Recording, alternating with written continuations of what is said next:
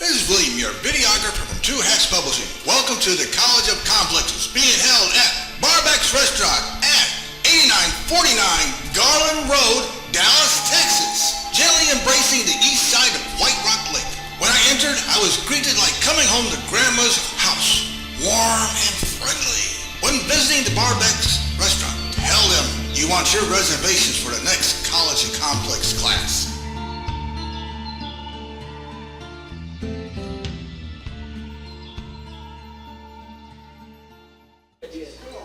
All right, welcome to the College of Complexes. We'll try it again.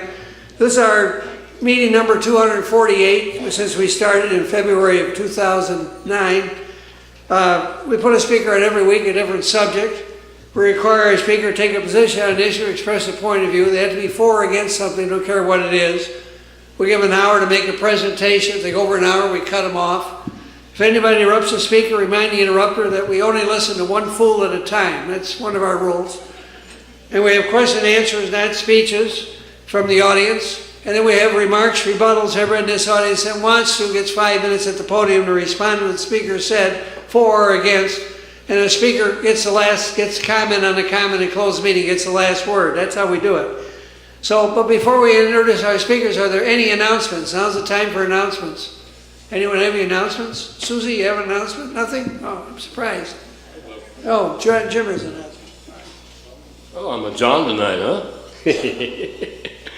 Well, good evening, gang. We're so glad you're all here tonight. Hope this is a good session for everyone. Just a quick reminder, I apologize to all of those of you who come regularly for repetitiveness of what I'm going to say, but we appreciate being at Barbeck's tonight. They're gracious to us as hosts. They don't charge us a meeting room charge and make it so that we have to charge a fat admission fee just to get in the door, which we appreciate. And what we've promised them we would do is that we'll come in and we'll order some chow from them, not just come in and sit on a seat and occupy their space and make them clean up after us with no revenue going in the restaurant buckets or tip money going in our servers' pockets. She takes exceptionally good care of us. Here we all are, 20 or 30 of us descending on her at one time, and she manages to get us taken care of with one assistant and get us some liquids and some solids and collect our money and take very good care of us with a smile on her face. So give her a smile back. Be generous with your gratuity night. Please spend some money at the register so it's still worthwhile for them to have us here. And I hope you all enjoy your time tonight. Just a reminder, Tom didn't say when he opened up, we're going to not meet next Saturday. That's Saturday before the Tuesday election day, and a lot of people are involved in things having to do with the election coming up. So you should have a chance to do that as well this next weekend. We'll skip a Saturday and we'll fire up 2 weeks from tonight. We'll certainly look forward to seeing you then. We'll miss you next week. But Tom, carry on. I think I've got the necessity done. Take care.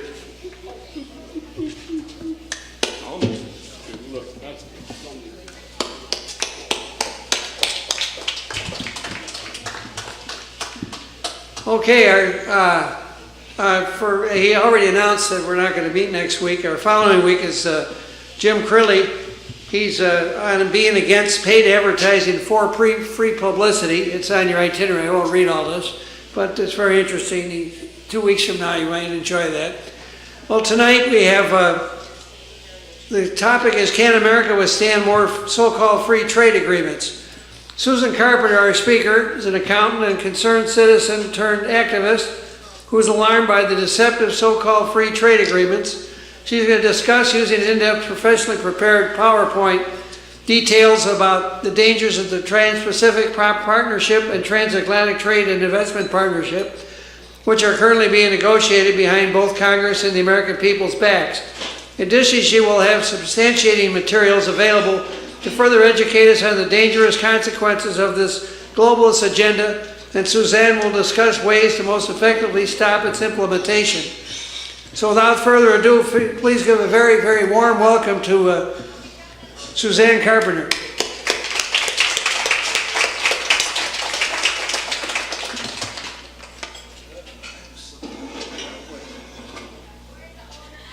Thank you, Tom, and thank you for allowing me to come here to speak tonight. First, I want to just say that I'm not a professional speaker. I'm just an average American citizen who just was concerned about the things that are going on in the country today, and I wanted to share with my fellow Americans and alert them because not much news has been given about these free trade agreements. And what I'm going to tell you tonight is the truth, so don't shoot the messenger. I'm just the messenger. And I'll have a sheet that I'll hand out at the end that has verifiable websites that you can go to, and you can do your own research and find out that everything I'm telling you tonight is the truth. This evening I'll be giving a presentation called Choose Freedom, Stop the Free Trade Agenda. I'll explain a little bit later what free trade agenda is. I'm happy to have the opportunity to speak with you tonight because I feel that the free trade agenda is arguably the biggest threat our nation is facing today. It threatens our nation's independence as well as our personal freedoms and rights. And this threat is coming on fast with crucial votes expected in Congress this year, maybe in the lame duck session after the elections, and next year.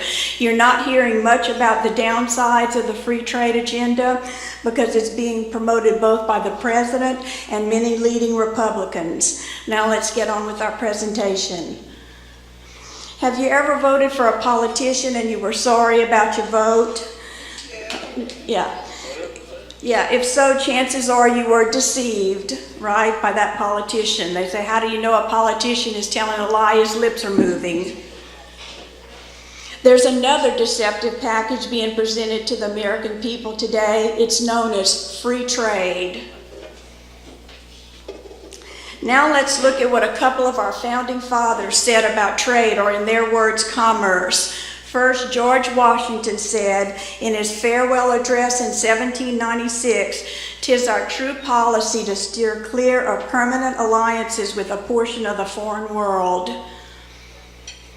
Then our third president, Thomas Jefferson, continued in Washington's warning about foreign alliances but added the word commerce into the mix. Jefferson said in 1799, "Commerce with all nations, alliance with none shall be our motto." Then 2 years later he stated, "I deem the essential principles of our government to be peace, commerce, and honest friendship with all nations, entangling alliances with none." As you can see from these quotes, Jefferson strongly affirmed the goodness of foreign trade, but at the same time strongly warned us against entangling alliances. So to summarize what the founding fathers said about trade, I think this thing is jumping and To summarize what the founding fathers told us about trade and foreign alliances, trade is good, entangling alliances are bad. Later in this presentation, I'll show you how entangling alliances and trade have become a big problem for our nation in recent decades. I think this has a mind of its own here. Maintaining our national independence is one of the main things our government was established for, and also protecting our God-given rights, among which are life, liberty, and property. On the other hand, government was not established in the United States to regulate businesses, form permanent foreign alliances, or cancel or abrogate the Constitution. Very pertinent to the purpose of this presentation is the fact that the Constitution granted only Congress the exclusive power to regulate commerce with foreign nations and among several states. That's in Article 1, Section 8 of the Constitution, which means that the Constitution did not grant any power to the President or the executive branch to regulate foreign commerce.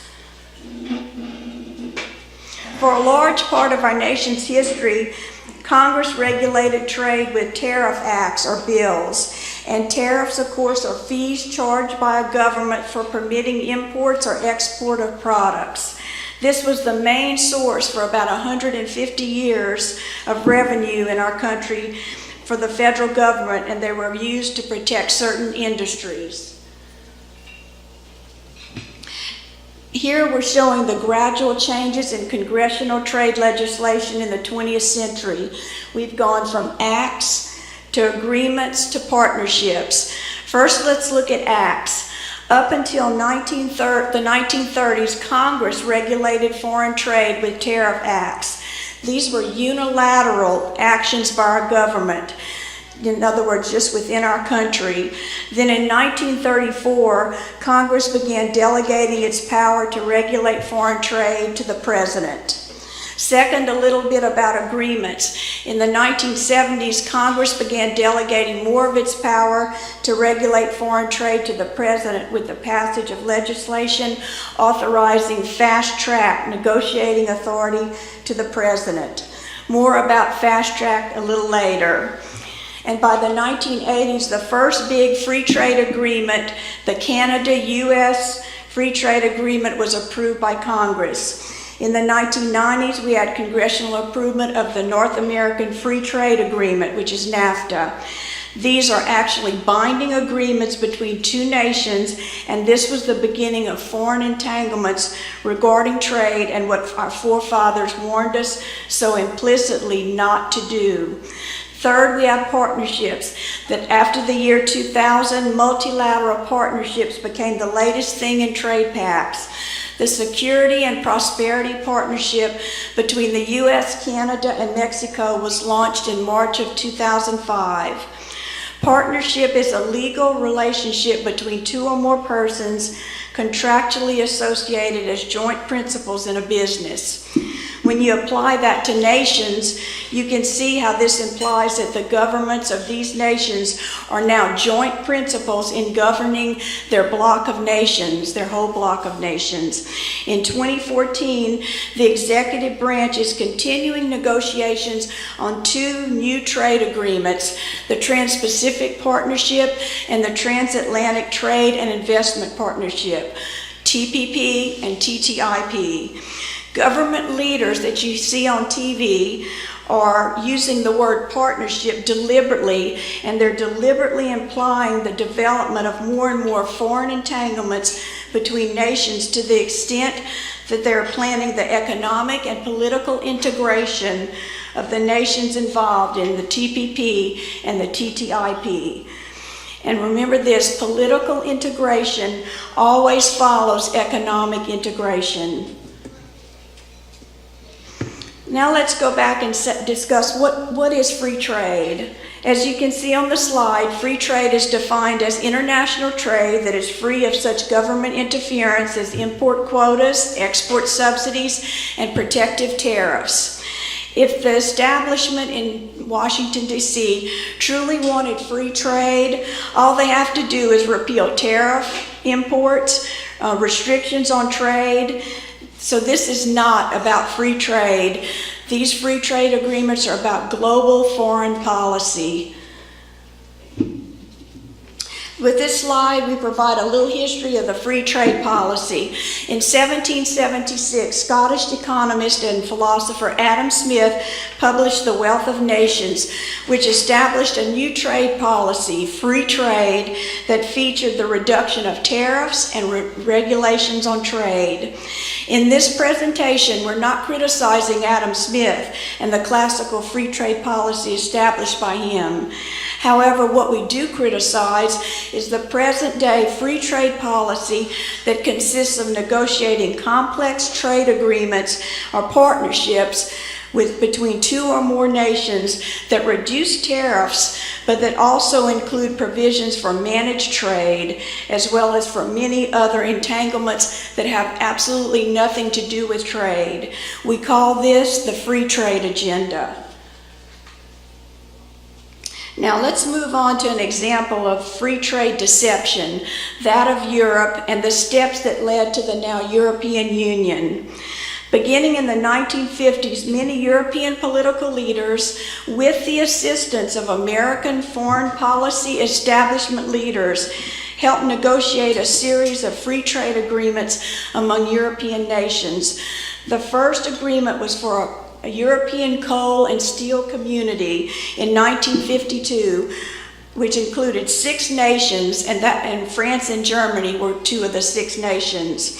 This was sold to the European people as, after World War II, more prosperity and more jobs. Does that sound familiar? I want you to note also, too, how big this area continues to get with each slide as more and more nations are added to this European Union.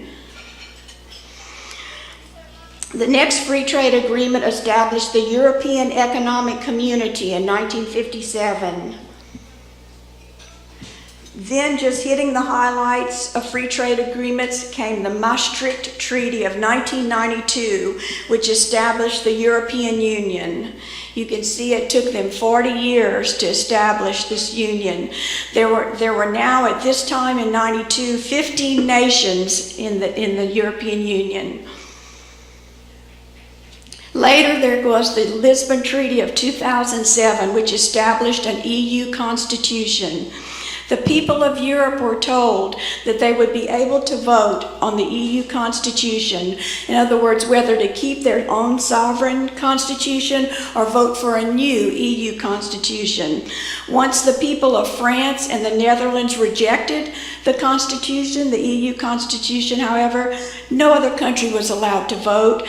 Voting was shut down, and the EU constitution was ratified by a treaty at Lisbon in 2007.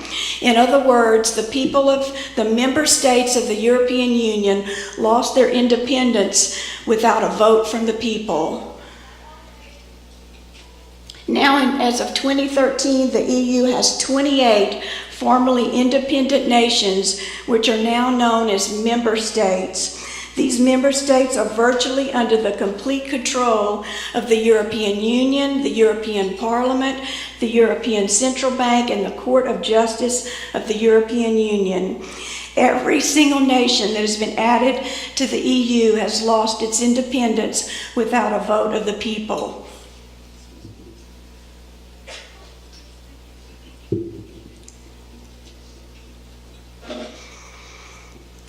This slide shows just how many different agreements and treaties have been signed since 1951 to build the European Union. It's building one after another to gain more power. There are quite a number of these, and each step was a small salami slice made to look harmless until the European socialists had accomplished their goal of a supranational government for Europe. You might wonder, well, how were Europeans deceived by this regarding the building of the EU? People are not going to, willingly give up their freedom and sovereignty. Well, Bernard Connolly, a former high official of the EU, said this in 1996. It has now become clear to us that what we thought was a common market is nothing more than a project to create a European federal superstate in which our sovereignty, Britain's national identity, would be extinguished. Connolly is saying that while Europeans thought that the formation of the European common market was a free market trade bloc of nations, the actual goal was the Common Market Initiative was just a deceptive project to create a European federal superstate, which we now know as the European Union. The Europeans are also, even to this day, continuing to be deceived. In fact, the Peterson Institute, which is here in the United States, approvingly refers to the ongoing deception of the people of the European Union today as integration by stealth. For those who care to learn more about the EU free trade deception, Christopher Booker and Richard North published a book in 2003 called The Great Deception and subtitled The Secret History of the European Union. In this book, North and Booker state that the EU is a slow-motion coup d'etat the most spectacular coup d'etat in history. And of course, a coup d'etat is an illegal change of government. An even bigger coup d'etat is already being planned for us and negotiated. It's called the Transatlantic Trade and Investment Partnership, TTIP. More on that a little later. Now let's look at some of the transitions in American trade policy which have made the free trade agreements of the past decades possible. Beginning in 1787, the Constitution gave Congress the power to regulate foreign trade. Congress began to delegate that power to the President in 1934. Then Congress ceded even more trade policy authority to the President with fast-track authority in 1974. Here's a brief description of what fast-track is. Congress gives the President authority to negotiate trade agreements, and it's done through a bill in Congress. Fast track requires Congress to vote completed agreements up or down within 60 days with no amendments and no filibusters. Fast track has been in effect from 1974 to 1994, then it was started in 2002 and stopped in 2007, and it's currently not in effect. Here's a graphic showing the years when Fast Track Authority, which is now being called Trade Promotion Authority. So Fast Track and Trade Promotion Authority are the same thing. The gray bars show the years when Fast Track was in effect. Now we'll look at the progress toward a North American Union here in America. In 1979, presidential candidate Ronald Reagan kicked things off with his announcement of his strong support for a North American Accord, which in hindsight we can now see as the embryonic proposal to the North American Union. Then we have George H.W. Bush. In 1989, we got the Canada-U.S. Free Trade Agreement. This was our nation's first free trade agreement. Then under President Bill Clinton, in 1994, we got the North American Free Trade Agreement, NAFTA, between the U.S., Canada, and Mexico. Under President George W. Bush in 2005, we got the Security and Prosperity Partnership between the U.S., Canada, and Mexico. This represented an attempt to build a North American Union on the foundation of the NAFTA agreement. So can you see the parallels here between the U.S. and Europe? In the U.S., see, it's gone here. They just changed the word. It's the wording they use. From accord to agreement to partnership to union. In Europe, it went from community to common market to union. It's all leading to economic, then political integration between the United States and all these other countries. Then in 2009, the Security and Prosperity Partnership was phased out, but its attempts to build a North American Union still continue under President Obama as part of the North American Leaders Summit beginning in 2005 until the present. Here's the timeline of the free trade agenda events for the United States pertaining to the building of a North American Union.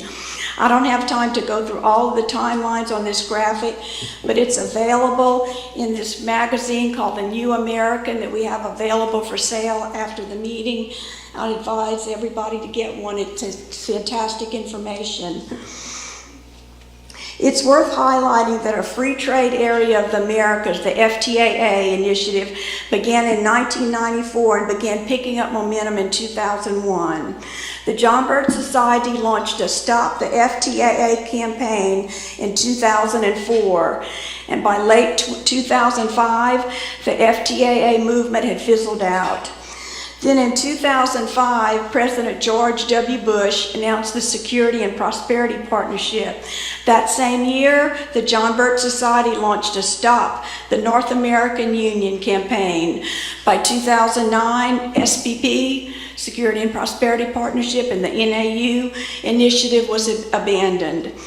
In 2011, Robert Pastor, known as the father of the North American Union, published a book called The North American Idea, A Vision of a Continental Future, in which he specifically names the John Birch Society as among the leading groups that have the most vocal, active, and intense on North American issues, and they were effective in inhibiting the Bush administration and deterring the Obama administration from many grand initiatives.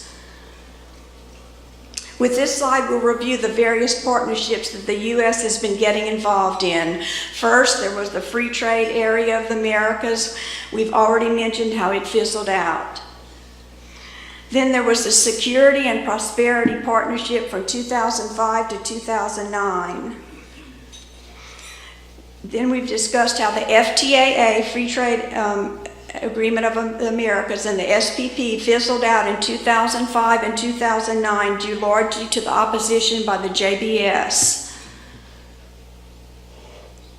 Here's a new partnership our government is working on today, the Trans-Pacific Partnership.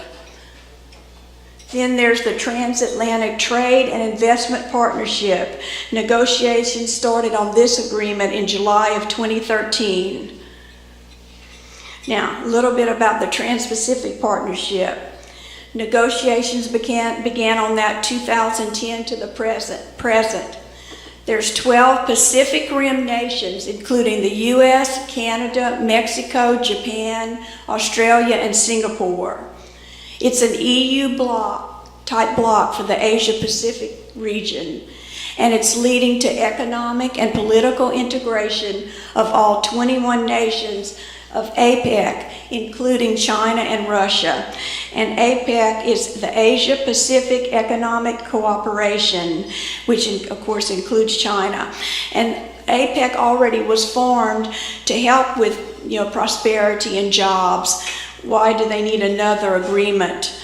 Because they're stealing our liberties. Now the Transatlantic Trade and Investment Partnership. The negotiations began on this, as I said, 2013, are continuing on. It's a free trade agreement between the United States and the European Union. We know what free trade means to the Europeans. This would lead to economic and political integration of the United States and the European Union. Also, a little side note on here too, that there was an European Union and Russian summit in late 2012 where Bilderberg President Herman Van Rompuy, said that Putin's regime and the EU both would play critical roles in global governance. In 2005, if you're wondering, well, can it be that bad in the EU? Mikhail Gorbachev, who is a proponent of the New World Order, approvingly referred to the EU as the new European Soviet.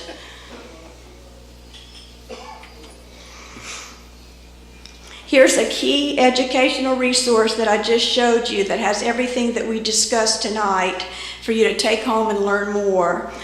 Some of the articles in it are the free trade agenda threatens our rights, global merger piece by piece, preserve your rights, stop the free trade agenda. Here are some of the tools that we have available also.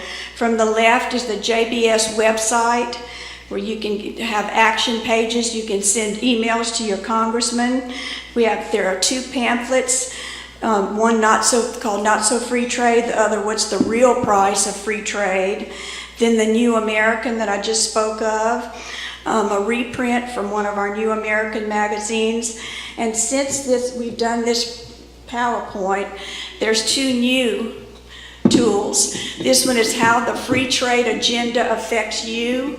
This is the one that's closest to my PowerPoint presentation tonight.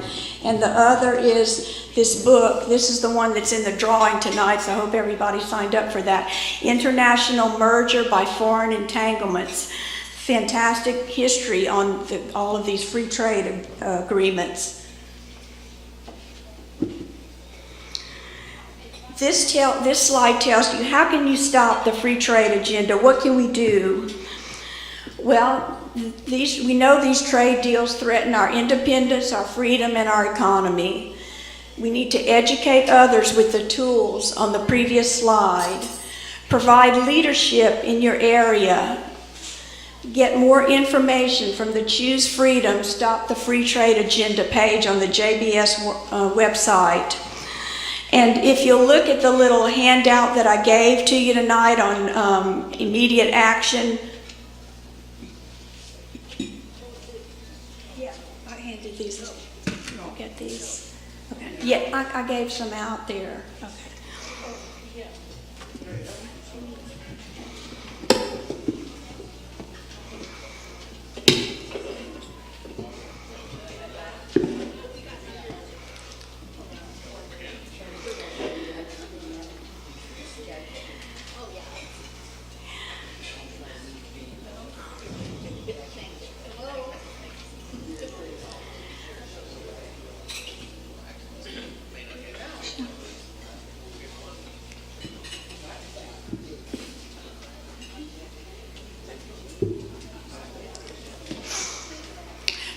This is what we can do, guys, to stop this, okay? I talked with my congressman, who is Kenny Marchant, and I actually talked to his policy advisor, and I called and I asked, you know, how do you think the congressman is going to vote on Trade Promotion Authority? And he said to me, he'll probably vote for it. So we've got a lot of work to do to stop these congressmen that are going to be, and a lot of Republicans love free trade. So you need the immediate action we need to do is to call and email your U.S. congressmen and senators, and I put all of the ones down here that I think Tom had given me that could possibly be your congressman, and tell them not to vote no on Trade Promotion Authority. Congressman Marchant's policy advisor told me that they may vote on this during the lame duck session of Congress. That's after the election. So, I mean, if you have a policy advisor telling you that, you know, it might definitely happen. The House bill number that I've been given was 3830, H.R. 3830. That may not be I've called since then the actual number of the bill when it does come up. But if you call and say, don't vote for Trade Promotion Authority, they'll know exactly what you're talking about. Then you need to call your congressman and also tell them not to approve the Trans-Pacific Partnership Agreement, which also the Trans-Pacific agreement could also be included and voted on in the lame duck session. And also contact them not to vote for the Transatlantic Trade and Investment Partnership. A vote for that one is likely expected in 2015 or early 2016. So, and then obtain some of the booklets, pamphlets that we have available today and help educate others about the dangers to our national independence and personal liberty. And then if you know of any other group that you would like to share this with, I'd be more than happy to do that. And we invite you to join us to preserve our national independence and our personal freedoms and our economy by working to stop the free trade agenda. Thank you.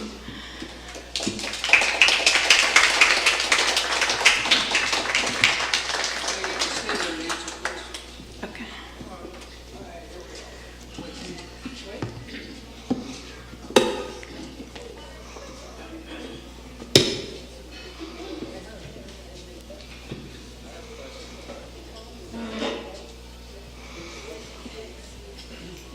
He wants me to wait for some reason.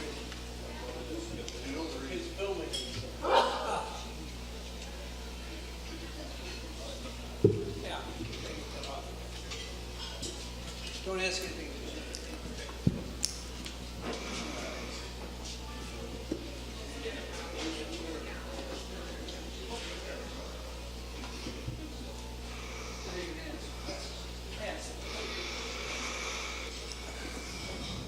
Susan. Yes, sir. You mentioned several times in your presentation that we were losing our liberty because of these trade situations. And my question is, can you name, I would like for you to name, let's say, 3 liberties you feel like are in danger. And what are them? Put it in your mouth. I'm sorry, what?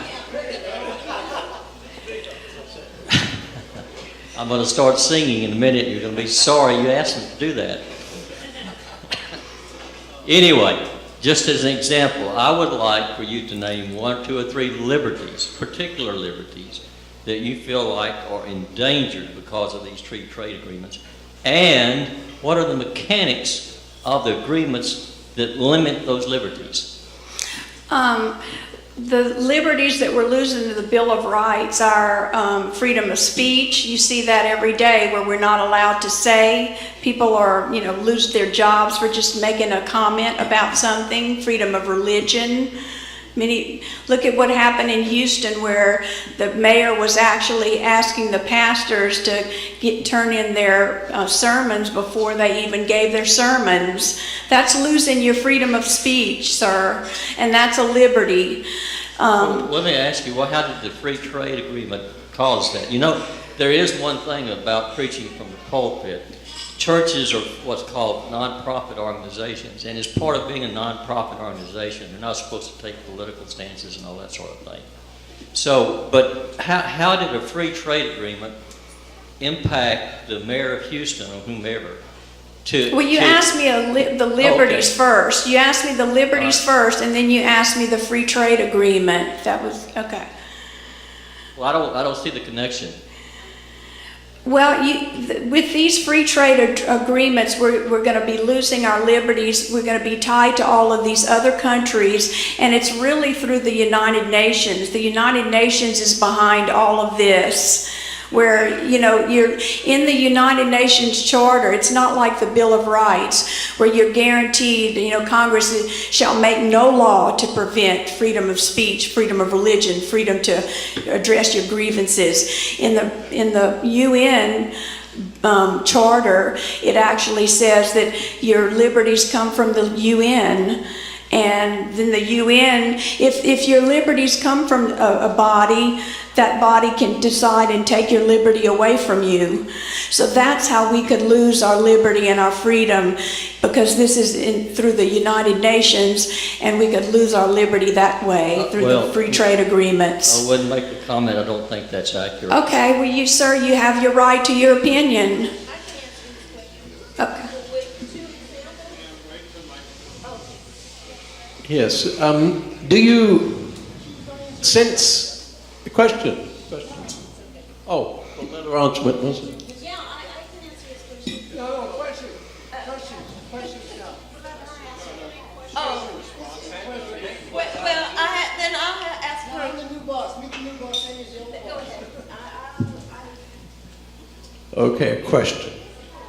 Given that both parties, main parties, propose and agree to these free trade agreements, what hope do you have in stopping this? Good question. Pray, I don't know. I think putting pressure on some of these guys that aren't totally sold out, I think still works. Some of them still kind of have their finger in the wind, and whichever way their constituents call and put pressure on them, they'll vote. So I think putting pressure and calling them, because when I called my congressman, I could tell not very many people had called him. So see, he thinks that, well, he's going to get away with doing this and nobody's going to even notice. So if we notice and put pressure and call and call and call and email them and write letters, that makes a difference. We're still a little bit free. We're still free to do that. Second question.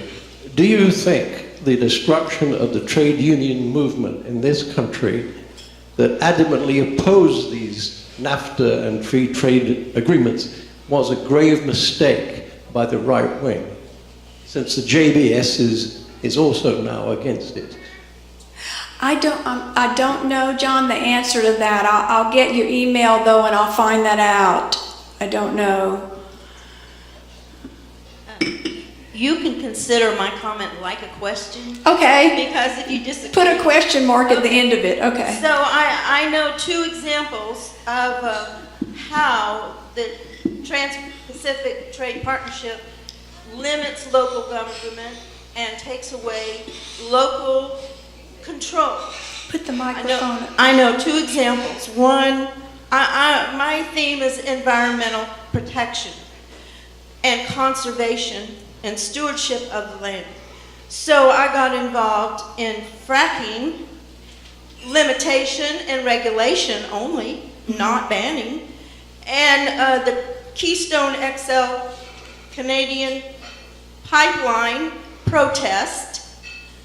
And these are connected to GMOs in agriculture because that's a petroleum influence on agriculture. Okay, so the Trans-Pacific Trade Partnership has within those parameters agreements to sell the liquid natural gas obtained from fracking to China and to China for one country.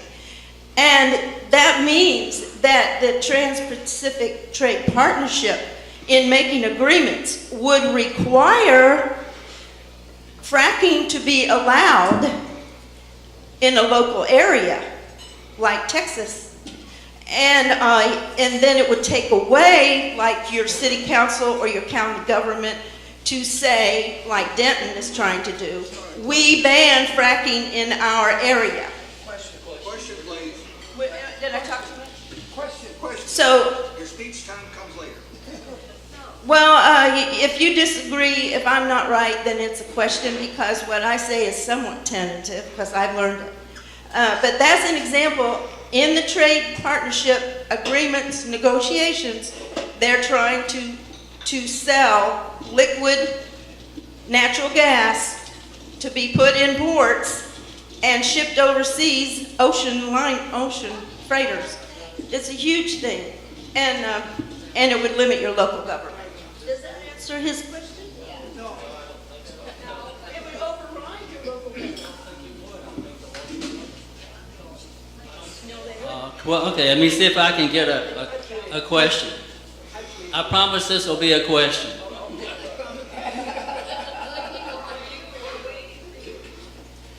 You mentioned about the European Union, and I think we all recognize that most of the countries in the European Union are now being controlled from a central authority in Brussels. That's right. The French will take their orders from Brussels. The Greeks, the Germans, they all are going to take their orders from Brussels. And we see that as being a loss of sovereignty. But are you associating the EU with a free trade agreement? Well, they're trying to join us with the EU in a free trade agreement. Yes, so we will be joined with the EU from out of Brussels. You Yes. surely aren't saying that Brussels would have a lot of control over America. Well, see, in these free trade agreements, they're all kind of like international courts that are put in there that actually supersede the United States courts. So through the UN, yes, that can happen. Anything can happen, but you'd have to get more specific as how exactly a free trade causes us to lose our independence and lose our freedom and foul up our economy. It has to be a connection, a direct result. I mean, we have our government and our constitution, which isn't meaning much to anybody, but a free trade agreement with some other foreign country should not affect us. We're just going to trade. They get products from us and we get products from them. How does it affect independence, freedom, and economy? in these free trade agreements that nobody has been able to look at, including congressmen. Congressmen have, Senator, and I'm answering your question, sir. Senator Wyden, a Democrat from Oregon, had to beg, scream, and kick just to take a peek at what's in these agreements. If it was just about free trade, it'd be like, okay, you can trade with this country. These are some of the things, sir, that they have found out that has been leaked out in these agreements. Temporary movement of natural persons, the environment, what does that have to do with trade? The Stop Online Piracy Act, SOPA, and control of the internet is part of these agreements. Unsafe food can be imported without inspection laws of the United States. Corporations can sue a government of another country if they perceive that country is prohibiting their expected future profits. There's zoning laws, toxic bans, timber rules. This foists the UN law on all of us. That's how it can take away your sovereignty. Because remember that economic integration, because they're integrating with these countries. You can't integrate two economies that are so different as Europe and America. They're going to have to make one economy. What did they do with the European people? There's now the euro. Each one of these countries used to have their own independent money. Now they all are under the euro. So that's how they keep taking away our liberty and our freedom through these, because people don't know what's in these. Do you know, let me just read this to you about NAFTA. Since NAFTA in 1994 already, and this is all verifiable. I have a sheet at the end I'll give every person that you can go to these websites or there's plenty of websites that verify this information. You just have to research and look for it. Already $350 million in U.S. taxpayer money has been given to corporations because of NAFTA to pay their legal fees when they sue another country for whatever reason they consider non-compliance. The Lowen Group, which is a group out of Canada, initiated a case against the United States government in July of 1998 at the World Bank International Center for Settlement Disputes. See, not a U.S. court, the UN court, that's a UN court, and they demanded $725 million in damages for a ruling against their client, because their client had lost in a U.S. court. Lewin did lose this case in the appeal, but many have come after that have not lost. And what this demonstrates is that this is the power of these supranational courts that now supersede the U.S. courts. That's taken away your rights. If you don't have a right in a local court where you live, you don't have any rights anymore. If a corporation wins its private enforcement case, the taxpayer of the losing country foots the bill. You've lost your power, okay, as a people. Yes, you sort of answered part of my question with your response to him, but on a scale of 1 to 10, if you could probably grade it, how fast is the dollar being accelerated in terms of losing its status as the world's currency? What's the impact on this TPP? Yeah, what's the impact of the TPP and all of these trade agreements on the dollar status as being the world's reserve currency, which all trades are made? And what's the prospect of the euro taking that over if the 12 countries were to come together for that? I don't know the exact answer to that question, but all I can tell you, sir, is that, with the Europeans, that all their money changed to one currency, the euro. I have heard things about the Amero here, with the NAFTA, North American Union, that they were going to have the Amero as our money for Canada, America, and Mexico. So definitely they're working for a one world currency That I know for sure, but I don't know the specifics of when that is. You know what, if we stop them, then it won't happen. We need to call our congressman and stop this. What do you know about Codex Alimentarius and the effect it's having in the European Union? I know that it has been implemented there, where you can only get doses of vitamin C, which are so small they're ineffective, and you cannot get just natural herbs or vitamins without prescription.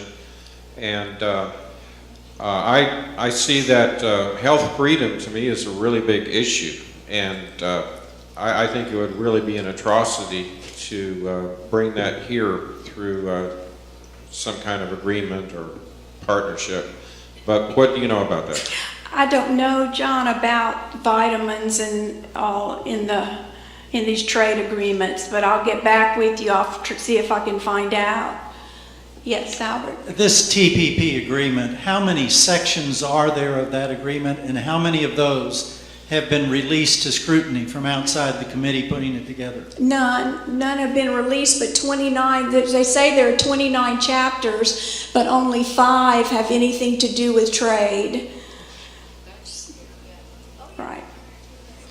Suzanne, you may have kind of covered this already, but who really is negotiating and writing these deals if our members of Congress can't see what's going on? Who's pulling the strings, and how are they able to keep our government leaders out of this?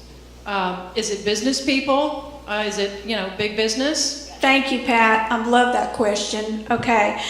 One of the groups, there are many think tank groups that are working on this behind the scenes that are not your congressmen. None of the congressmen are, there are a few congressmen in these committees, but the whole of the Congress is not.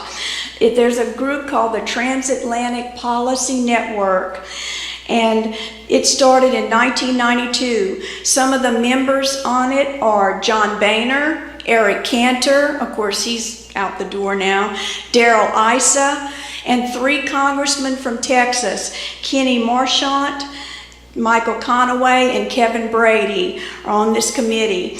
And they are actually one of the think tank groups that are writing the policy on this. Some of the stakeholders, because Senator Wyden said that Congress can't look at it, but there are 600 stakeholders that include these think tanks, corporations, multinational banks, that can actually sit in their office with a password and access this both of these trade agreements and look at them, but Congress can't. Some of these stakeholders include Coca-Cola, Pfizer, Facebook, GE, Dell, Microsoft, Citigroup, Time Warner. Some of the other stakeholder think tank groups are the U.S. Chamber of Commerce, the Brookings Institute, the Council on Foreign Relations, and Chatham House, which is the sister organization to the Council on Foreign Relations in England. It's the Royal Institute of International Affairs. I know, John, you probably know about them. Chatham House. And here, if you go on this website, TPN online, and I have it in my little handout to you, you don't need to write it down.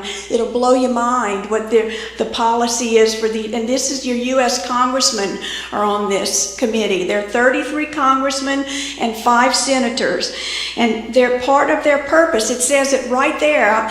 I mean, I can't make this stuff up, guys. This is the real thing.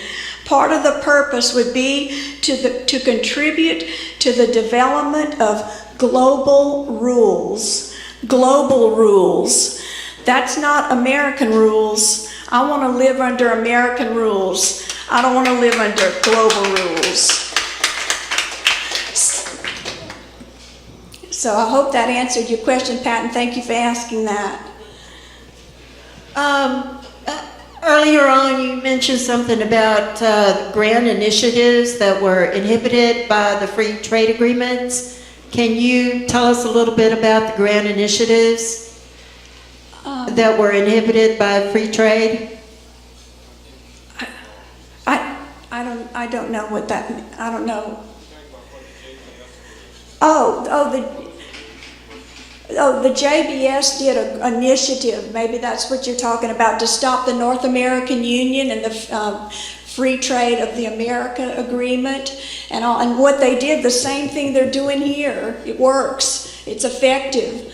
And they stopped the North American Union through that initiative, and they stopped the free trade agreement of the Americas through doing the same thing I'm doing here, going around and talking to people and one by one educating your fellow Americans about the danger of this and getting Americans aware of it.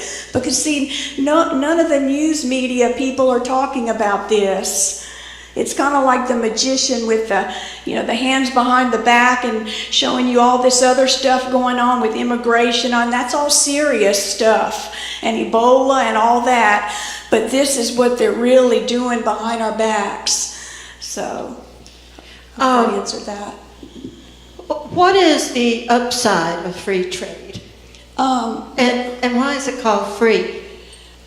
That's a really good question. The upside of free trade would be just like our forefathers said, just being kind and good to one another and trading my widgets for your hammers or whatever, and saying, okay, and taking all the restrictions off. That's free trade. But they call all of these things by names that make it sound so great. Like, who could be against free trade? I'm not. I'm for people trading freely, one with another in the countries. But what I'm against is all the foreign entanglements and the supranational courts systems and the environmental and and then trying to take over the internet and all the other things that they're doing within these agreements. You would need one page to say, okay, we're going to lessen the tariffs and stop the import quotas and the subsidies and take all of the American restrictions off of trade, and it'd be one paper, and then you'd watch the world just boom. But this is not about trade. This is about global foreign policy, getting us under the control of world government. And it's in their words. They say it right here. It's not me saying it. I'm the messenger. I'm telling you the words they say. Because if you go on the internet, you'll see everything I said tonight. You can find on the internet. It's in their words.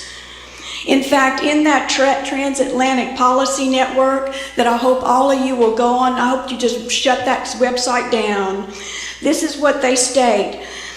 Will this multipolar, that's a Putin word, he loves multipolar. Will this multipolar world be multilateral? Will the rules-based system that has been built through the UN and the World Trade Organization that has facilitated the rise of other powers be maintained? They're hoping it will. That's how they take your rights away from you, and it's not local, it becomes international law, and they supersede your local government laws and state. The deal that our congressmen are not allowed to look at this agreement, but only the big money people are, or the people involved with the organizations that are bringing in the New World Order, they're allowed to look at it. But yet our elected congressmen, senators, the elected persons of the House of Representatives are not allowed to look at it. That's treating them all like unwanted stepchildren, yet they're supposed to vote on it without being able to look into it and see what's in it. Right. It seems like that's criminal and what should be automatically unconstitutional and therefore automatically illegal. Has anybody in the John Birch Society tried to analyze the Constitution with a magnifying glass to see what can be found in the Constitution that would declare that to be unconstitutional and therefore illegal? Because if it's not, it should be. It's a travesty on the American people and our elected officials. Amen. I say amen. All I can say is amen to that.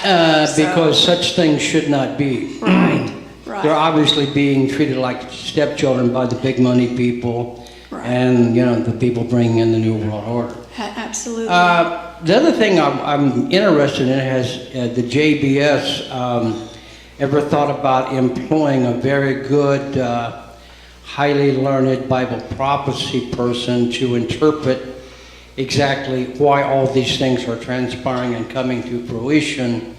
Because the way I see it, it's just all biblical prophecy concerning a one world order headed by an Antichrist coming to fruition. They're calling it the New World Order, but it's going to wind up being the one world order of the Antichrist. I'll just stop you there, sir, only because the JBS is not a religious organization. I'm just saying, even though they're not a religious Well, organization, it sounds like they have a lot of high IQ people, and I think that would be a very intelligent thing to do, since it's already all been prophesied, both in the Old and New Testament, and it's all becoming fulfilled by all these agreements, which are bringing in the New World Order, which will be the one world order of the Antichrist. Mm-hmm. Tom, behind you. Years ago, Aaron Russo did a piece called Mad as Hell. Mm-hmm. And during that presentation, that video, he had an assistant bring in the GATT treaty, and he had to bring it in a wheelbarrow. It weighed some 100 pounds or more. And I guess I would ask, Russo was saying at the time, how do you say we have free trade? You say we have free trade. Right. Why does it take a whole wheelbarrow full of wording, to do that? So I guess my question is how much do these two agreements weigh? I don't know, because nobody's seen them, but I'm sure with the things we're hearing about it, I'm sure it's going to be thousands of pages. And it's not so much what's in these agreements, which is super bad enough, but it's the regulations that they write after these agreements, or if the law is passed, that is so dangerous. Because an agreement could be this many pages, but the regulation could be 10 times that. Because then they start writing the policy and the law on that.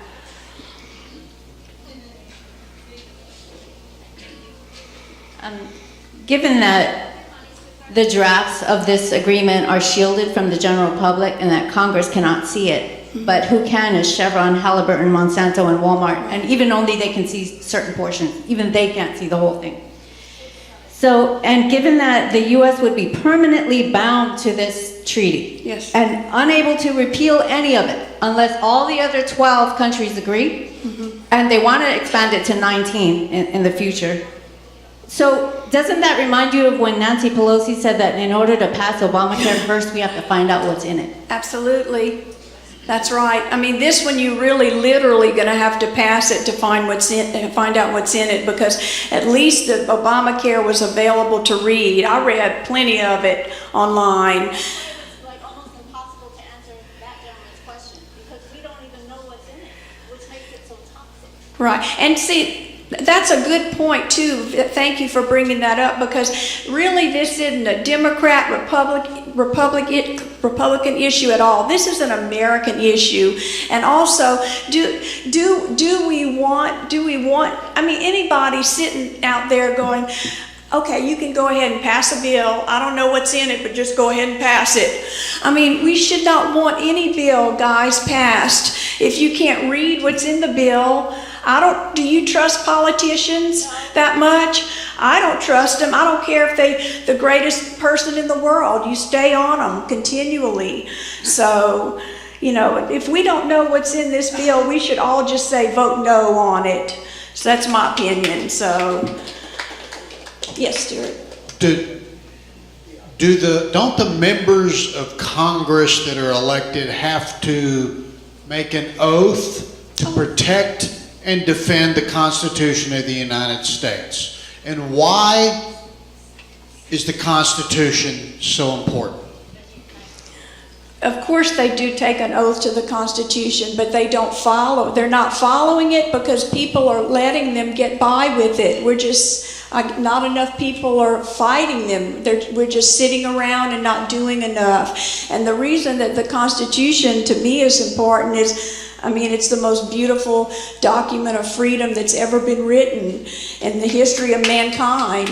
And I believe these men were God-inspired, because they sat, and people don't know this, in that room. They could have done anything they wanted to us. In fact, do you know they wanted to make George Washington the king? And he was, what a man, what a wonderful man he was. He's like, no.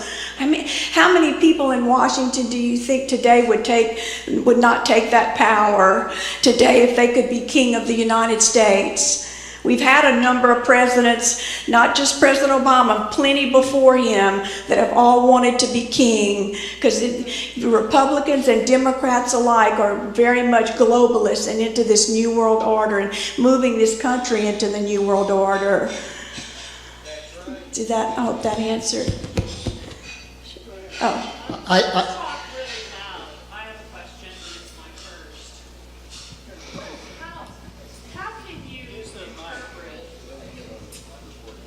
How can you interpret someone else's thoughts? You just made an outrageous claim that all presidents want to be king. I think that's outrageous. Okay, you didn't say, okay. I said that they may have, want to. if they were offered that, many probably would take that. I mean, that is speculation of the highest. No, I disagree with you. I mean, by their actions and some of the things that they've done, I think many of them would like to have been king. I think we'll just have to agree to disagree on that. As much as I detest the Trans-Pacific Partnership, as much as I detest that, I think that your argument needs a little bit of fact, as opposed to just this inflammatory rhetoric about the end times and all that. Name me a president you think has been followed the Constitution. You tell me, ma'am, who do you think has followed? No, you giving me no, don't take the microphone. You made a statement and accused me of something. You tell me, what do you think? Who do you think a president in our lifetime has been fantastic? Tell me something that they've done that you think is great. That they did not try to seize power while in office. I'll be glad to hear it, honestly. A king implies a monarchy, which implies completely overturning our system. That is not what any of our past presidents, in my belief, have done. So I'll pass this on to the next person to ask a question. Okay, I respect your opinion. You know what, ma'am, that's why I love America, is that we can all say what we feel, and I respect your opinion on that. This ties into my question. If I had the chance, I would like to be B.B. King, not Rodney King. I think it'd be really nice if you could clarify the strength of your statements. You're saying, why should we trust these people? Why should we trust these people? And how strong are these leaks? In other words, what of substance?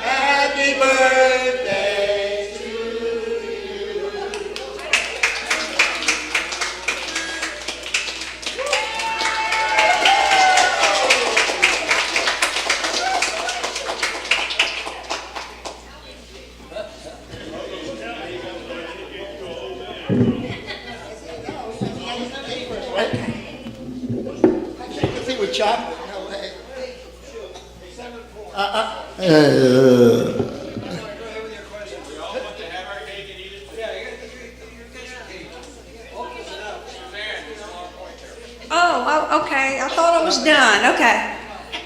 Is that free trade chocolate? Somebody, I have a writer for that one. Back to my question. Okay, how solid are your leaks? You call them leaks. You know, this is not somebody who's trying to cut you down, but it's come up quite validly. You know, if you can't read it, what are you talking about? And I've heard that, they're going to overrule things about where we live and what we buy, and they're going to sue us and this and that. But how do you know that? But if you can't read it, what do you know? Well, the people that have read it, sir, have leaked this out. Who? And how do you Okay, know? well, one example is Congressman Alan Grayson. Alan Grayson, Democrat from Florida, said, these are his words. He's a Democrat, I said. He said, after seeing just a part of the bill, he was actually taken to the U.S. Trade Representative's office. They can't read it in Congress. They're taken to the U.S. Trade Representative office. And after reading this bill, he said, this is a threat to democracy. And this bill, the TTIP, hands over the sovereignty of our country over to corporate interests.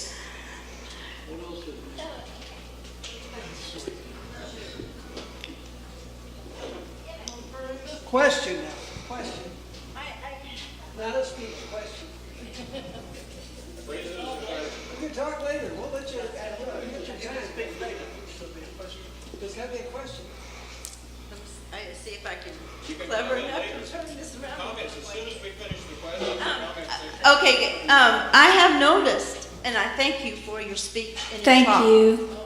Thank you. That you have given the entire talk without talking about renewable energy versus non-renewable energy, which is a battle. And this is connected to that. Of course, the energy will be a part of this. You can bank on that. Yeah. And also, you gave your speech without talking about what's the upside of the agreement? More money for the people at the top. Right, and less for us. Right. That's great. Mm-hmm. Are we out of questions? Is that it? Oh, got one more here.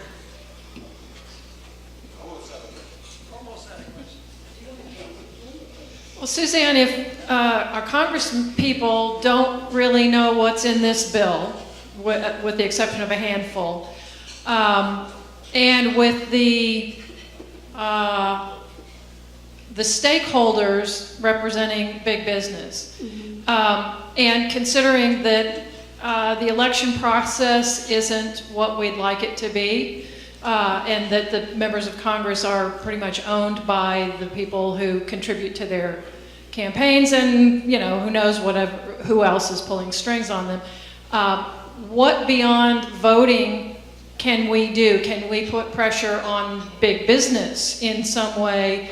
I know that they're huge and have a lot of money. So do you or JBS have any thoughts as to how to put pressure other than with Congress? No, I don't, Pat, I don't have the answer to that. They've always said that we can win this through the House of Representatives to keep pressure on our congressmen. That's how they did it to stop NAFTA. Or the North American Union. NAFTA wasn't stopped. North American Union and the Security and Prosperity Partnership, by putting enough pressure on congressional people that they changed their vote and did not vote for it. So.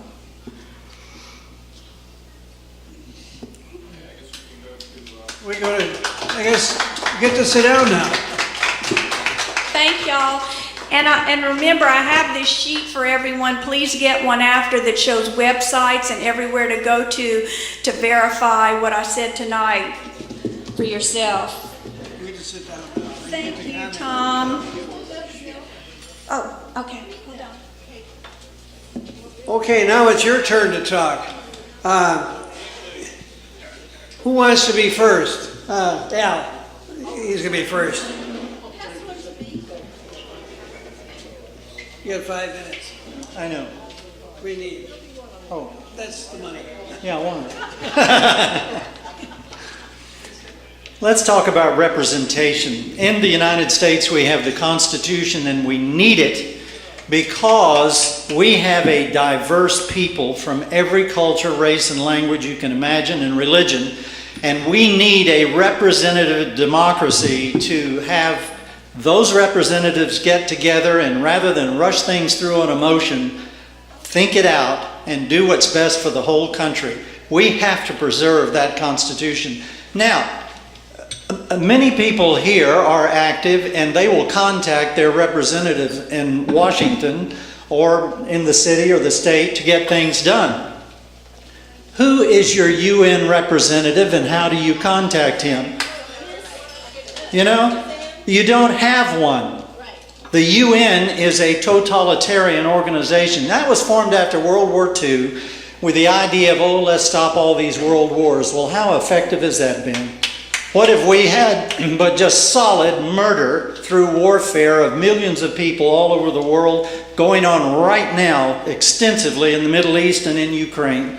Most wars, all wars, if you read up on it, are basically bankers' wars. And you can find the banking system behind everything going on, particularly this.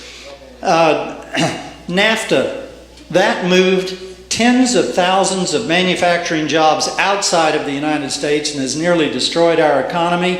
This TPP and the, TATIP, these will be the last nail in the coffin of the American people being buried alive. This would end our economy. And we have to, any time they won't be overt and let you know what they're trying to pass over your head, don't let it happen. Do not let that happen. When you live in a country where you may get thousands of dollars a year as a salary, even tens of thousands and maybe several hundred thousand, and the leaders of those the companies go home with bonuses at the end of the year of 10, 20, 30, 40, 50 million dollars, you're a slave. And we're all slaves in this economy because there is extreme greed and lust for power. I've spoken so many times about the differences between the Republican and Democratic parties and the statement that George Wallace used to make and so forth. When it comes to the issues as important as this one, there is no difference in these parties. The differences that we see are on such a petty level compared to this, that we are the cocks in a cockfight. And they're betting on us, and when it's all done, they're out there warming up the barbecue to eat our carcasses anyway. That's the Republican Democratic parties, the right, the left, the this, the that, the religion here, the religion there. Whatever it is to keep us fighting each other rather than realizing what they're doing behind our backs. We need to realize that we are all in this entire world one people and start seeing beyond all of our differences. Start including everyone. As far as what our wonderful presidents and congressmen do, every law that we have and treaty has to be passed and signed off. Well, now who signed off NAFTA and GATT and the Patriot Act and the Homeland Security Act to give away most of our constitutional rights and enslave us in this country? The presidents who signed those, to me, are treasonous. And I think they knew exactly what they were doing because they're all part of the same group looking different to us. I see things like they wanted to put through this, the Trans-Texas tollway that was to go all the way up to Canada. It was to be 5 miles wide, ceded property to an international organization so the United States physically would be divided into two countries.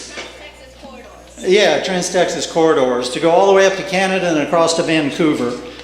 These people do not have any of our interest in mind here. And then we look at the toll road being built on LBJ by a Spanish contracting company. Why aren't Americans doing that? And that toll road will be owned and operated by a Spanish company that the Spanish king owns a great portion of. Folks, we need to wake up. We need to realize we all need to stand together against these monstrous activities. This, to me, is the most important issue that has been presented in any of these meetings I've been to.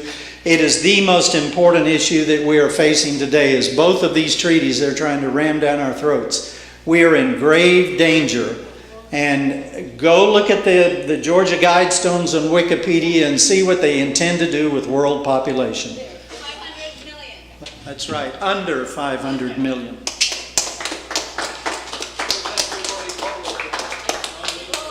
Who's next? Who wants to be on? Come on up here.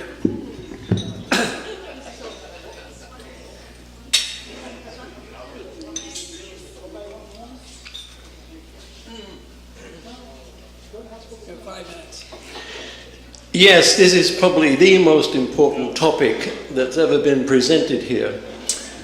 As many of you know, I wrote a book titled Sabotaging America, because I do believe America has been sabotaged. Now, let me go into that. Now, there is a difference between the EU and America.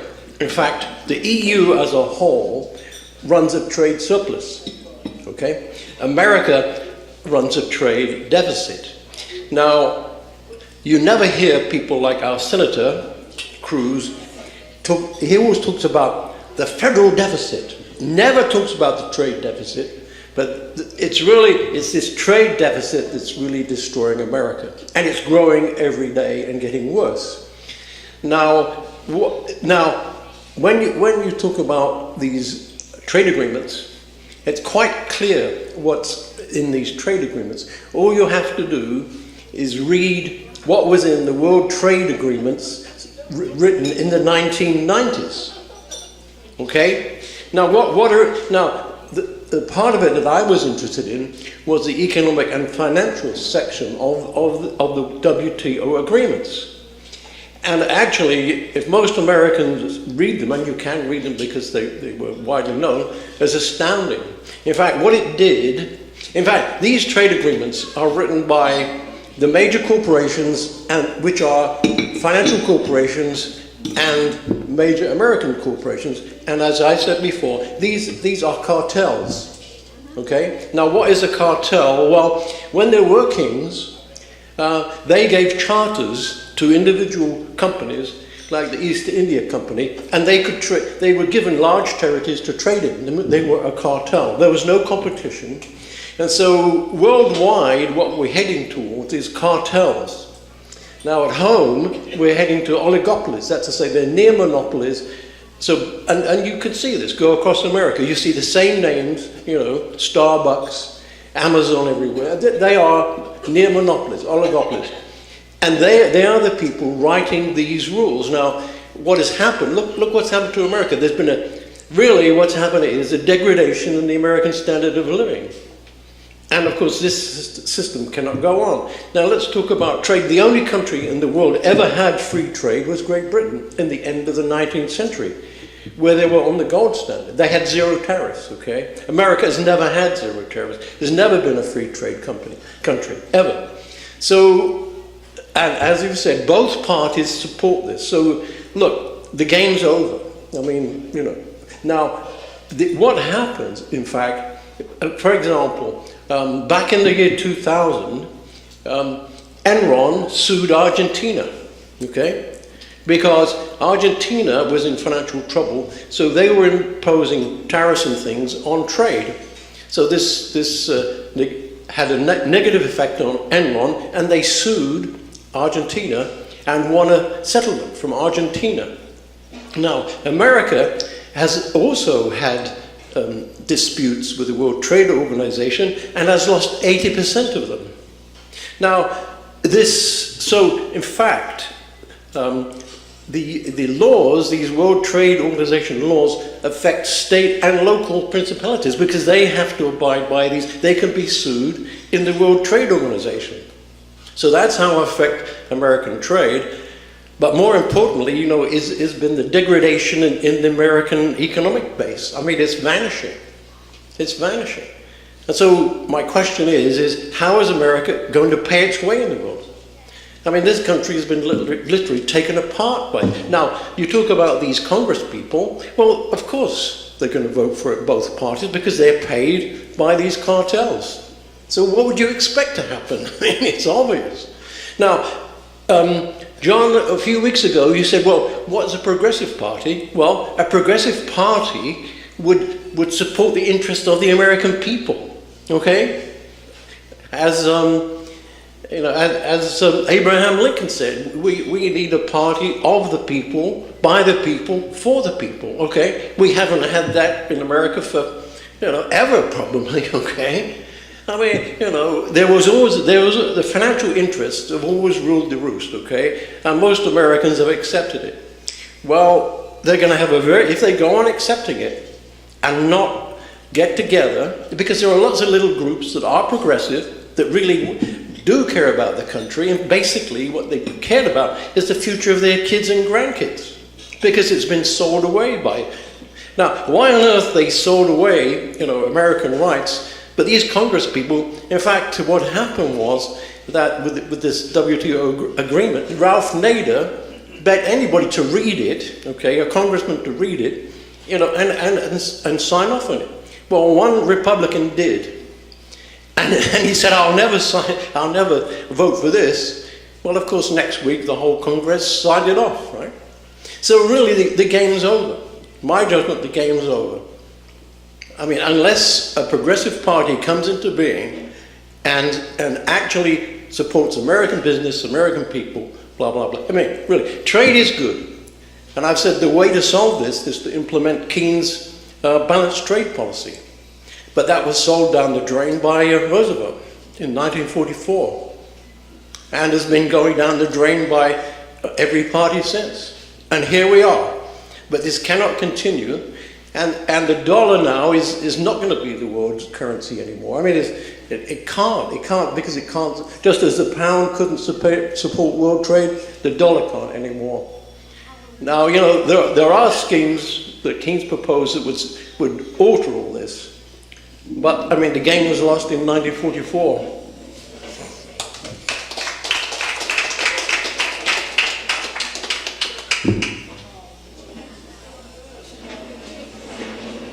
Well, let me clarify and qualify here. My objection to progressive, John, is the word. It's actually the verbiage of progressive as being such an undefined term. What I believe you were talking about was populism and support of the people from the grassroots level up, which I think people in both of our fractionalized country really do support in their own challenged ways, I suppose. But going ahead. This reminds me of years ago, I was contacted by Victoria Takamine of the Kahia Alliance, and we were discussing the implementation of a treaty to cause the Kahia Reef to become an internationally protected biosphere.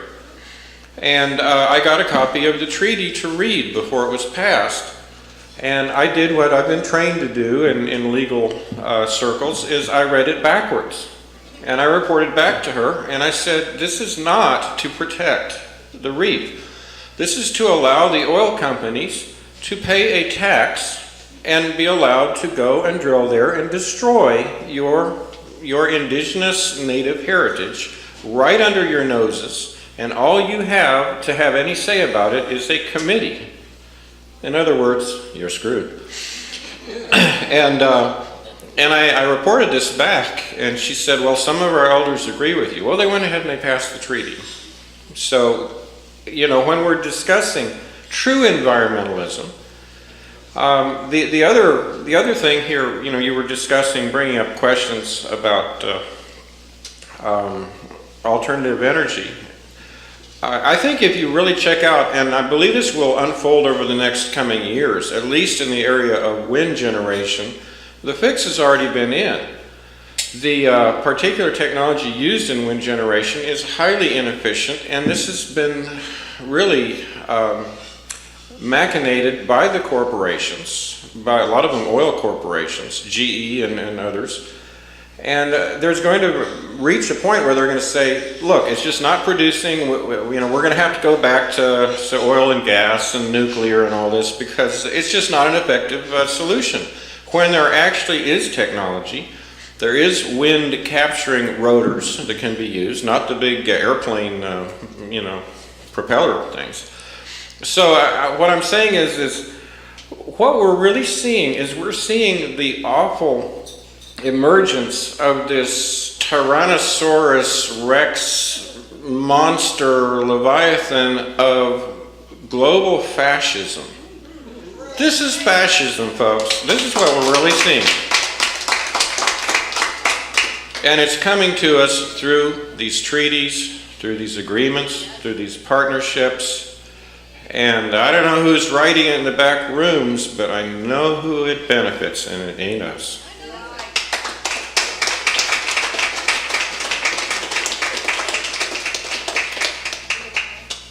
Okay, who's next? We have to have, come on up here.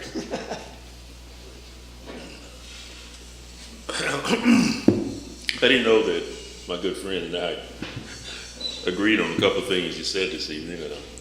I don't know what I should say, what I'm going to say. First thing is, we should have some concern about these agreements. You look at NAFTA, it really hasn't helped. And you look at the free trade agreement that was signed with Panama and South Korea and Colombia, I believe, recently. It will have the same type of consequences. We have to be aware sometime of concerns that groups. I never had a great deal of respect for the John Birch Society, and I tend not to believe anything they say. But we have to be careful and have some basic belief that these people who are writing has our interests at heart. Many of them don't. Now, the whole idea of trade is to get away from tariffs. We had tariffs between among Mexico, the United States, and Canada until we had NAFTA. And the nation and all the congressmen could have voted the way they wanted to, and if they didn't read it, it was their responsibility, their lack of negligence, because they had plenty of time to read it and they had access to it. Now, one of the things we have right now is called fast track. And fast track doesn't give them an option to vote up or down. And that's what fast track does. So the point that people, we as citizens, have to exercise our freedom. If we don't, we lose it. And that's what's happening. We get caught up with what they call wedge issues and peripheral issues, and we miss the key points. And then things get so far along, as my good friend from England says, it's too late. But we're going to have to, the general population, we've got to agree on what's best for this nation. And we've got to elect people. If they don't do it, don't re-elect them. And we have that leverage. If we could get beyond the wedge and peripheral issues, we could do this. But that's what they get us bogged down, as my good friend said, on minutia. And they go ahead and do what's best for the rich people. And that's not best for us.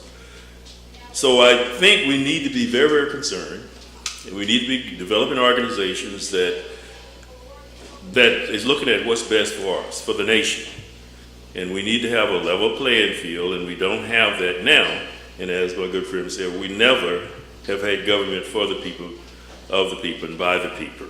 We've had government for the rich, by the rich, of the rich, always, and we still do. And they don't think about us when they make decisions. They think about their bottom line. The multinational corporation are the leaders in this. And we need to understand that. But they confuse us. And America has always had to trade. There's a great deal that we need in what manufacturing we're doing. We got to get it from other countries. We don't have it. And I don't argue. I think that free trade is misleading. I don't think anybody really know what it means. But fair trade means that the very participants have a fair chance. And the trade agreement is dealing basically with what it's supposed to agree with. I don't really connect it to the United Nations. I don't connect it to the euro.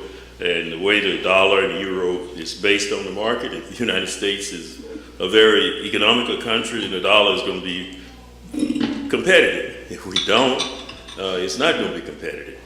And that's what it is. I don't think Russia and the rest of Europe will ever find common ground in any type of agreement. Russia sell them all oil, and particularly Great Britain and France, they get a lot of their oil from Russia. And so they may use that as a leverage. But each nation is independent, and if you join a club, you give up some freedom. And if we join a trade union as a nation, we give up freedom. It may not have a direct effect on what cities and states do, but it will have effect on what government. One of the things we do is most nations are socialists or communists, and they do all the dealing for the nation. We don't function that way. We use the counselor in the State Department to create opportunities, to find opportunities for the multinational corporations. And then they do their own negotiation. And so that kind of leaps the federal government out of the loop. And so we've got to start doing that differently, because a company, a multinational company, can't be too successful with a nation if they're dealing with a nation, unless they're the huge ones. So those are the things we look at. We still have the blueprint to make change, the right change, but we got to look beyond the narrow views that many of us have and think about what's best for the nation and not what's best for the rich. Thank you.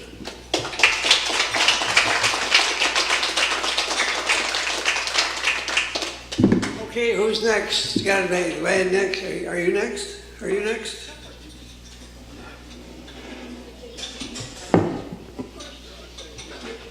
Go ahead. I don't think I'll take 5 minutes, but I'll time myself anyway. Thank you very much for preparing the talk, and you did pull in a lot of research. I can tell you put your work into it. I must admit, when I walked in the door and I saw the literature for the John Birch Society, I too kind of went, let me just listen and see what is said. And I have my own views about the Trans-Pacific Partnership and where that leads us. And I think it is a heinous and vile thing that we do need to resist. Okay, so here's your comment from the right and from the left. All right, I do, as you know, in my international business class that I studied, when I found out about the secret tribunals that were part of NAFTA, where a corporation could sue a nation and bring that before a secret tribunal, 3 people had the authority to determine whether this nation, be it Canada, Mexico, the United States, had to meet, whatever outcome they decided.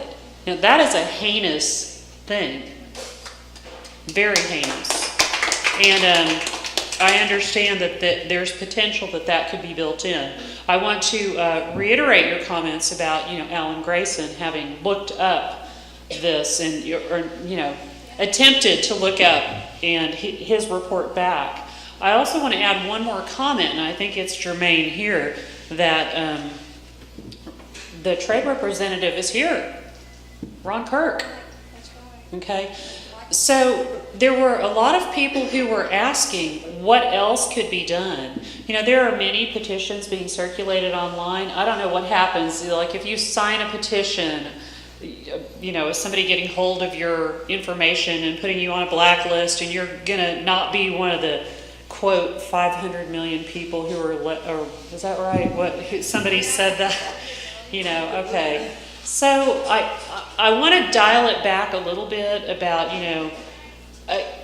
I like to advance argument with emotion because I think that does help people sort of relate to it. But I think we also have to take a very hard look at facts here and examine the facts. And the reason I asked you the question about, equating the president and all people who aspire to be president to also wanting to be monarchy, I say just please let's all temper our remarks to confine them to the facts as we know them and to stand up for the exposure of concealment that allow the facts to get out. And that's what I want to stand for, is the truth, okay? We all have our own views of the truth. We all have our own emotions about what we think might be true just because we heard it loudest and we heard it first. But I will say, Trans-Pacific Partnership, thumbs down from both parties. Thank you.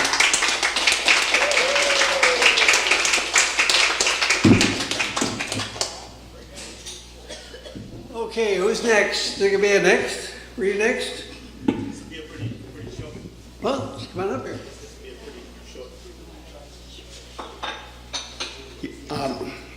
I think it's at some earlier venues of our meetings here, I think we've heard just a The TPP has been mentioned briefly before, so many of us are aware of it. But one of the best venues that I know of in terms of getting the word out of what's coming down now is just talk radio. I love calling in to shows and just bringing up topics and mentioning to it.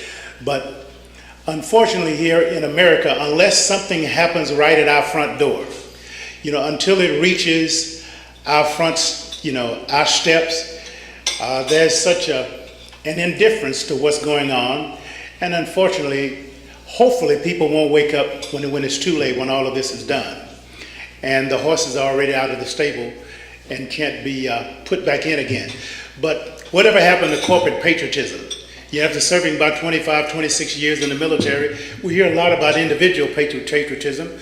What about corporate patriotism and all of our corporations showing some loyalty to our workers here and Americans and citizens here in terms of keeping the businesses here and all of that kind of things and hiring people? We need more emphasis upon that. And until we get money out of politics, reverse this ridiculous Citizens United, and get money out of politics where we can hold our elected officials accountable in some system, then they will never have our best interests in mind except during the election time, when they use all of the rhetoric and everything that's going on. All right, thank you.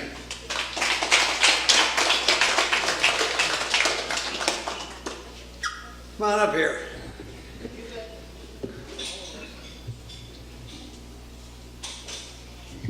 Welcome, Earthlings.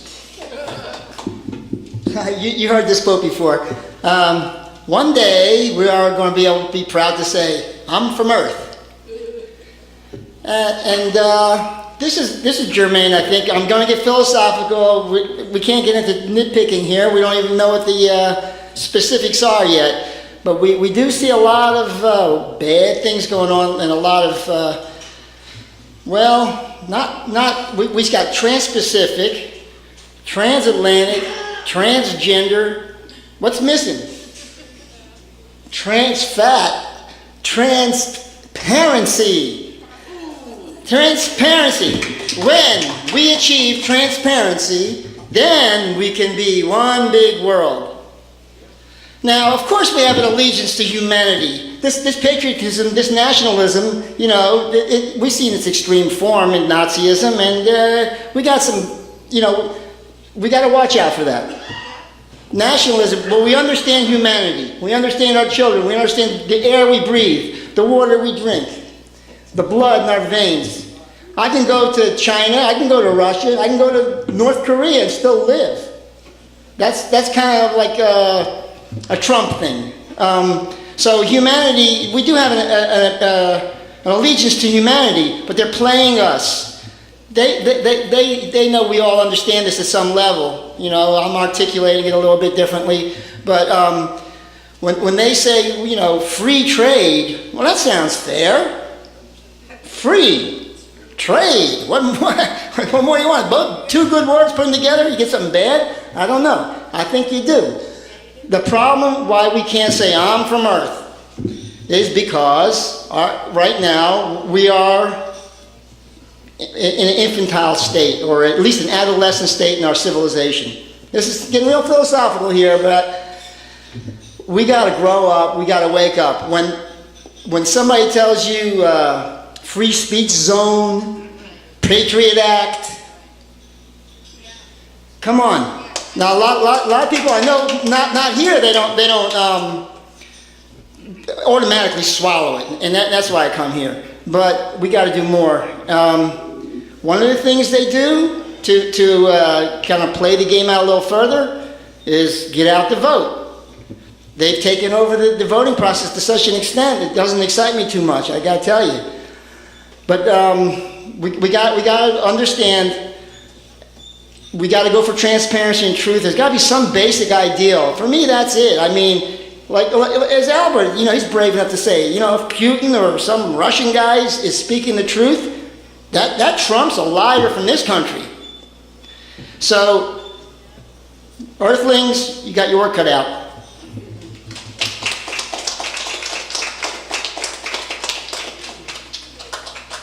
Okay, who's next? There going to be a next? We're running out of next? All right, come on up here.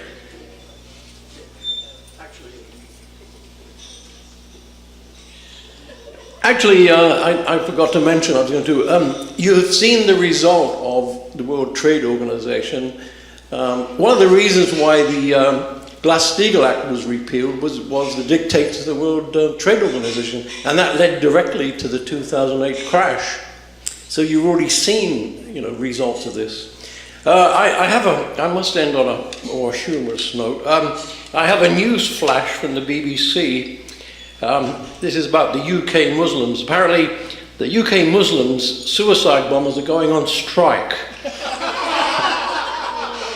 And the text is, Muslim suicide bombers in Britain are set to begin a three-day strike on Monday next, in dispute over the number of virgins they are entitled to in the afterlife. Emergency talks with Al-Qaeda have so far failed to produce an agreement. The unrest began last Tuesday when Al-Qaeda announced that the number of virgins a suicide bomber would receive in the after death would be cut by 25% this February, from 72 to 54.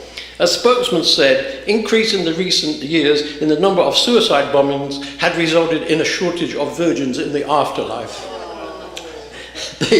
The Suicide Bombers Union, the British Organisation of Occupational Martyrs, or BOOM, responded with a statement saying that the move was unacceptable to its members and called for a strike vote. General Secretary Abdullah Amir told the press, "Our members are literally working themselves to death in the cause of jihad. We don't ask for much in return, but to be treated like this is like a kick in the teeth." Speaking from his shed in Tipton in the West Midlands, the Al-Qaeda chief executive Hashid Malpants explained, "I sympathize with our workers concerning, but Al-Qaeda is simply not in a position to meet their demands. They are simply not accepting the realities of modern day jihad in a competitive marketplace. Thanks to Western depravity, there is now a chronic shortage of virgins in the afterlife. It's a straight choice between reducing expenditure of laying people off, and I don't like cutting benefits, but I hate to have to tell our 3,000 members of our staff that they won't be able to blow themselves up." Spokespersons for the union in the northeast of England, Ireland, Wales, and the entire Australasian continent stated that the change would not hurt their membership as there are so few virgins in their area anyway. According to some industrial sources, the recent drop in the number of suicide bombings has been attributed to the emergence of Scottish singer Susan Boyle. Many Muslims jihadists now know what a virgin looks like and have reconsidered their benefit package.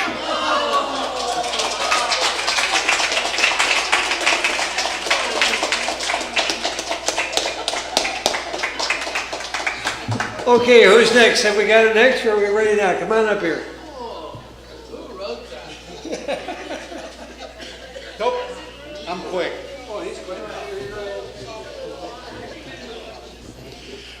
First, I want to just thank Suzanne for a really good presentation. That's the third time I got to see it, and I thought she did a really good job. The information presented, I don't care if it comes from the left or the right. John Birch Society or Democrats United or Republicans United, I don't care. The bottom line, we've got to call our congressmen and senators and get this thing stopped.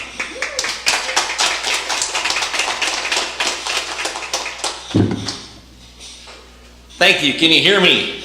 I'll make sure to speak up. Okay, I'll be very brief, I hope. I am one of the very few people who has a little first-hand experience with NAFTA. I used to work for a Silicon Valley company, and I was on an international team, and consequently I worked in foreign countries.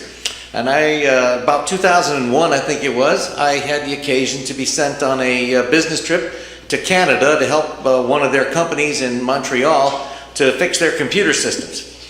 And in order for me to go, I had to fill out the NAFTA paperwork. So I don't know if anybody here has ever experienced that except for me, and I can tell you there were quite a few pages of it, and it took quite a bit of effort for us to fill out all of this NAFTA paperwork. And I remember talking to my boss, and he said, I thought NAFTA was all about free trade.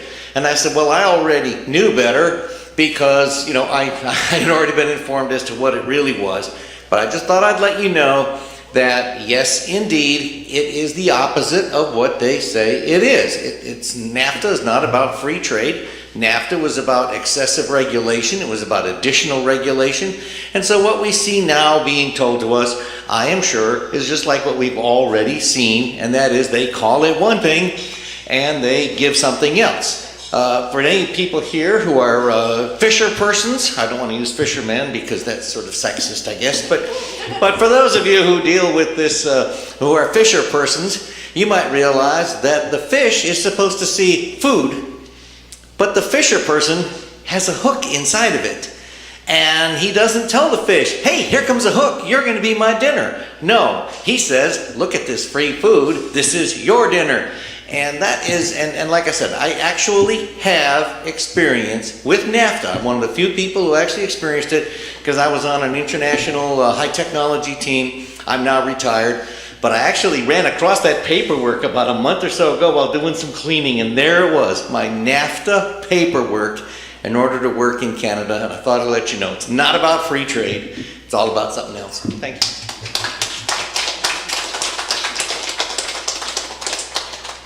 Have we finally run out of speakers? I think we have. Oh, one more.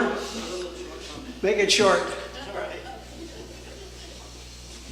Well, as I have mentioned before, I first came to this organization at the invitation of a friend, and I had never been in an environment of so many very liberal people. And to me, at first, it was shocking. I'm trying to think, how are these people thinking? And I think I have learned a lot about that. And tonight, due to your presentation, Suzanne, which I think was remarkably good, I have seen our dear lady on the extreme left come to an agreement with everybody else on the right as to what needs to be done on one of the most important issues that we're facing, not only in this nation, in this world today. And it's like so many great leaders from history have recognized, non-Americans, that the experiment being carried on in the United States of America may hold the hope of freedom for all mankind in the future.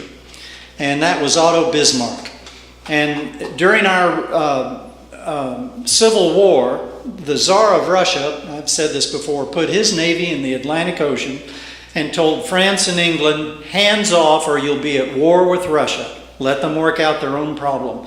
And what we can learn to do, no matter how diverse our interests and our backgrounds are, is to work together to come to some form of compromise that works for everybody. Won't be 100% satisfied with it, but it works and the nation moves forward. And that's why we need to get rid of the great polarization that we've been having, that has been stimulated by these same people who don't want us to see what's going on with things like NAFTA. And when we can come together, and you have done a great service, I think, and are doing, bringing this issue out. When we can have an issue that is this important, that it brings us all together regardless of all the other issues, because if this goes through, all the other issues will be irrelevant.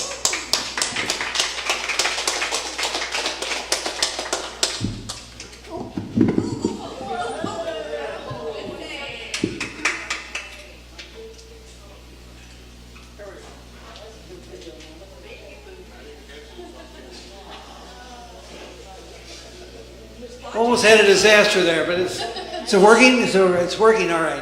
You can hear me. I guess we're out of speakers, so it's time to. Well, first of all, I want to thank our speaker tonight for a great job she did. Hold on. I'm the last man standing, so I get to say something anyway. But I want to thank you for doing a great job tonight. I think everybody is appreciative of that. We've got a diverse country of people that, where to begin? I had something I wrote out here. Wait a minute. I'll put it. A few things. Anyway, you brought up a lot of things tonight. There was a fellow named Winston Churchill. He once said that Americans can always be counted on to do the right thing after they try everything else. And there's a lot of truth in that. We're on the decline. Our jobs went overseas. We can't support our infrastructure. We need to put tariffs on corporations because they're the ones that they're ruling the roost right now. We got international corporations that are running. They bought our Congress. We have the best Congress money can buy. That's what's happened. And they're owned by the corporations buy them, and it's on both sides of the aisle. It's that way, and we have to change that. And I think that the only way we're going to be able to do that is get the influence of maybe get Congress to act in its own self-interest to instruct the Federal Communications Commission to require the media to provide sufficient free airtime for federal candidates in general elections to air their views. That way, they represent the people instead of representing the people buying their vote in Washington. That's what we have to do, because as long as they're representing people buying their vote, they're not going to represent us. And that's the first thing we have to do.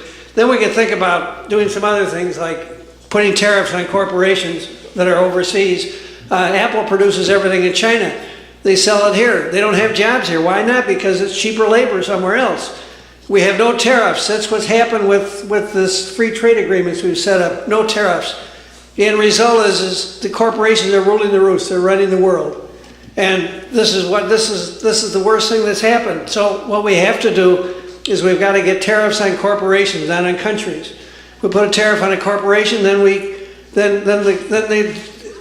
would the tariff be? The tariff would be the difference in labor costs and the difference in environmental protection. That would be the tariff. If they didn't like it, they could produce it here, and then you'd have jobs here. Because if we don't do that, we're going to be in deeper trouble, because these trade agreements keep going on and on. We keep losing jobs, and our deficits keep getting worse. Our banking system goes in the sewer, everything is in trouble. And that's where our country's going, and we can't let it go on any further. That's why I'm against these free trade agreements. I hope I'm making sense. Anyway, it's your turn to talk. I just want to thank everyone and all your challenging questions. That helps me even learn more about this. And like Stuart said, this is not a Democrat or a Republican issue. This is an American freedom, independence issue. We all want to be free and independent and remain that way as a country and a people, because we can have all different viewpoints. Everybody can share their viewpoints, but we all want the same thing of freedom for our families, our children, and our grandchildren. And I want to thank you all for making me feel welcome here. I felt very welcome. And the main thing is, just like Stuart said, call your congressman, because they don't care what we know. They care about what we do. We need to get into action and act, and call all of your friends. Email all of the people you know in other states, because this is, as you know, is a national issue. So contact everyone, and thank you everyone for making me feel welcome. And we're going to do a drawing for a free book. So has everybody filled out a little blue paper to get your name in the drawing?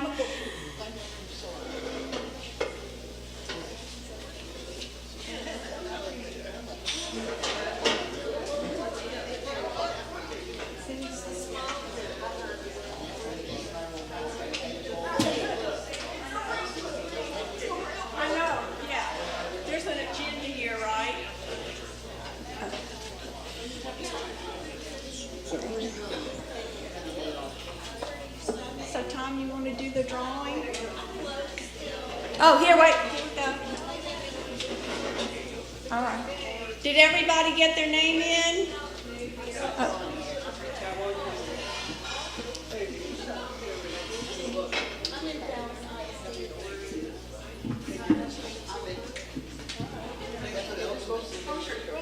Oh.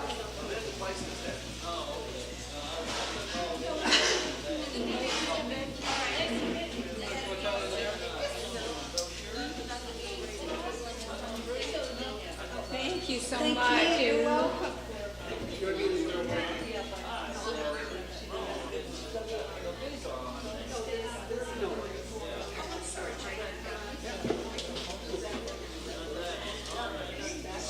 Okay, Tom. We need to do a drum roll.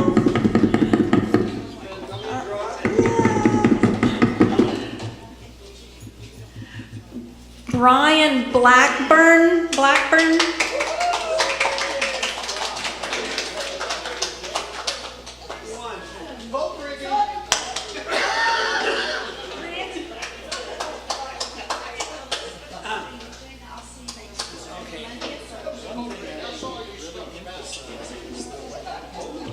Well, we have to be out of here by 9 o'clock, just so you know. And we're going to retire to Starbucks down the street. So our speaker is welcome. You're welcome down at Starbucks. We're going to go to Starbucks after this. And we'll buy her some coffee and so on. And you're all welcome down there. You can work on her if you want. So that's it. Thank you.